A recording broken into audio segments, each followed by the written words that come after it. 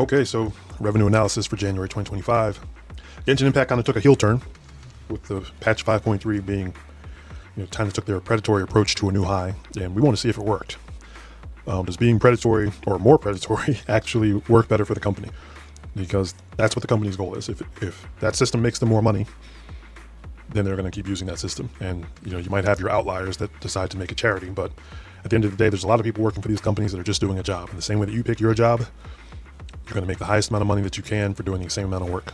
And that's what most of the people at the companies are going to do. So it's always going to come down to what's the better system for generating revenue, no matter what we like to think about it. It's an opportunity cost. And while someone's out there with bigger pockets, there's nothing we can do about that. Fortunately, though, the predatory approach has rarely won out in these analyses, whatever.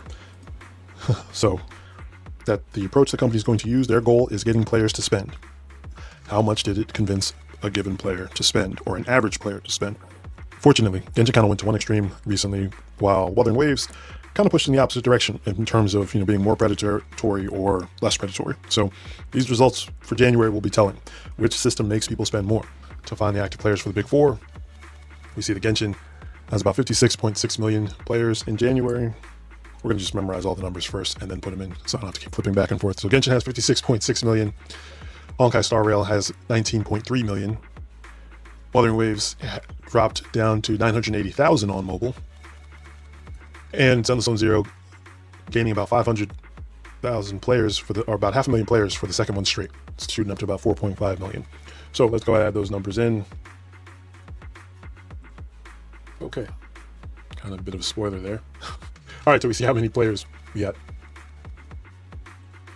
And what I like about Magic is that, first of all, they're just very clearly an estimate, right? And like I said, this doesn't matter. We just need to know how they compare to one another. We're not trying to build a game. We don't need exact numbers. And they take the fees and taxes out, which can be somewhere between 20% and 60%, or I'm sorry, 30% and 60%.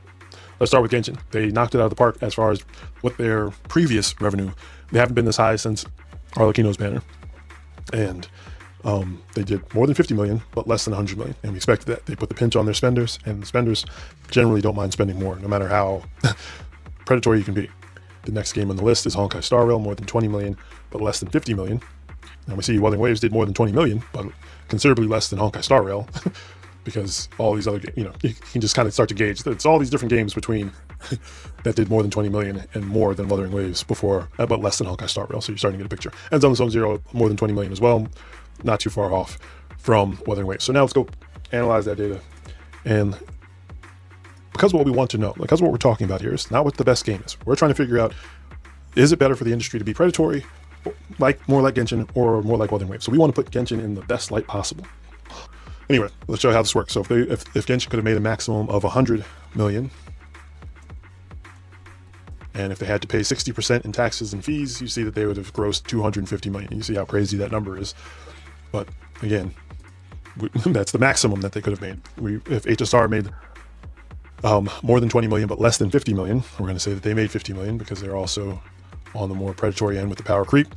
So that 125 million. Now that looks more like a reasonable number that we would have expected and seen in the past, but probably not for the 3.0 patch.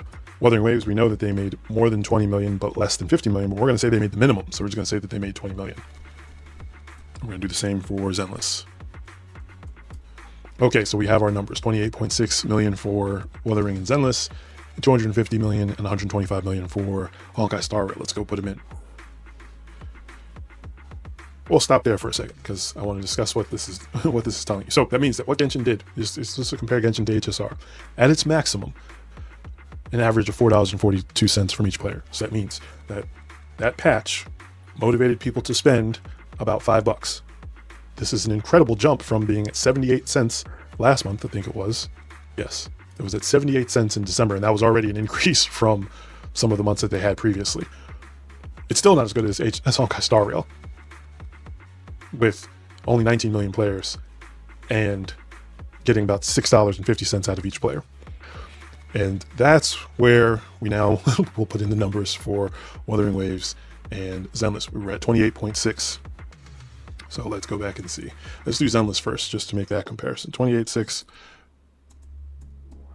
So on their small audience on mobile, because they've always been around this 4 million players, and they launched with 45 million like pre-registers. So I'm sure at least most of those people tried it in the first month, just most of them didn't try it on mobile. And how do you know that? It wasn't that they lost players, you'd see that. When we look back at the player chart, I want to make it clear what I'm talking about here. It was never popular on mobile. So it's not like you had like 45 million or 30 million people and then they all fell off because the game was bad. They obviously just played on PlayStation and on PC because it was just a better experience there. But the few players that are playing on mobile are still spending $6 each. So they're still doing better than a Genshin player. So, and that's, again, it's just praising the system that Zenless is using. It's saying, yeah, it converts players better. That's what matters. It doesn't matter how few the players are. It's still just saying, well, whatever they're doing, it's getting a player that walks into that game to spend more than a player that walks into your game. So you already can tell how bad this is going to be for Wuthering, for the exact same reason as Zenless, because obviously most of the people who are playing now on PS5 and have always been playing on PC, because I mean, the average, there's more people that watch every single trailer, like almost 3 times as much than the number of people that are logging in monthly on mobile. But of those people who are logging in on mobile, they're spending $28.6 million at a minimum. Again, remember, we put these numbers for Genshin and HSR at the maximum that they could be. That's why I love that magic. It makes it clear. You're just looking at range. So you can put these at the maximum, put these at the minimum, and you can see that you're getting $30 on average out of a Wuthering player. I know people don't like the estimates, but the FTC's numbers agreed come 100% with at Magic. So unless they asked them, which I'm pretty sure they got the numbers from Hoyoverse, as they're allowed to do when they make a complaint like that, then the estimates are pretty close to being dead on. So if those 2 numbers are correct, then yeah, you're seeing that Genshin does not convince its players that the game is worth spending on, even though the people love the game. Their monetization model is too low value, such that people just wing it and they just go free to play, and you can see this all the time. So that's the point. That is the great news. Wuthering wins, and it doesn't matter. It's not about the game, it's about the model.